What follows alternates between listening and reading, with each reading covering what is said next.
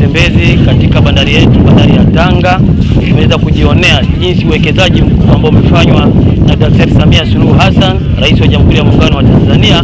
Zaidi ya bilioni 400 imeingizwa katika bandari hii, na tumeonyeshwa kwamba hapa wakati huo ilikuwa bandari hii inaishia ukingoni huko, lakini imeongezwa na kuongezwa kwa kina kirefu kuweza kuisababisha meli kubwa kuweza kupaki kuingia katika bandari hii. Kwa kweli tunampongeza sana Daktari Samia Suluhu Hassan kwa jambo jema ambalo amelifanya na kutuletea fedha ya kutosha kwa ajili ya upanuaji na ujenzi mahiri kabisa wa bandari makini, bandari ya Tanga. Tumekuja hapa bandarini, tunashukuru kwa fursa hii. Kwa mimi binafsi nimejifunza jambo jipya, jinsi meli inavyopaki sehemu ya kina kirefu, lakini pia mizigo inapowekwa kwa mara ya kwanza kabla haijachukuliwa na mlengwa. Lakini pia nimejifunza sehemu ambayo abiria wanashuka kwenye meli.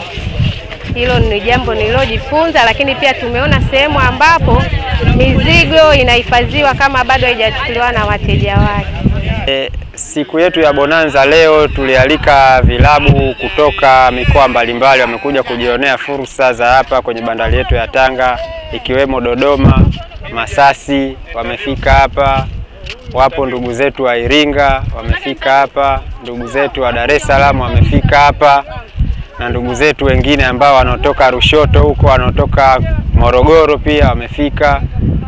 Ndugu zetu wengi tu wamefika hapa kujionea fursa zetu za bandari yetu ya Tanga.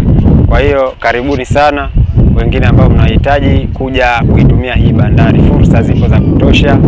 Kitu pekee ambacho kimenifurahisha cha kwanza kabisa ni ukarimu na mapokezi tuliokutana na watu wa Tanga, kwa wana michezo na ambao sio wana michezo. La pili ni hili swala la kuja kutembelea bandari ya Tanga. Ni kitu ambacho nilikuwa nikitamani pia kuja kuona, kwa sababu tulikuwa tunasikia kwamba bandari ya Tanga inatanuliwa, inaongezwa kina, na leo nimekuja nimejionea mwenyewe, kweli kazi ni nzuri.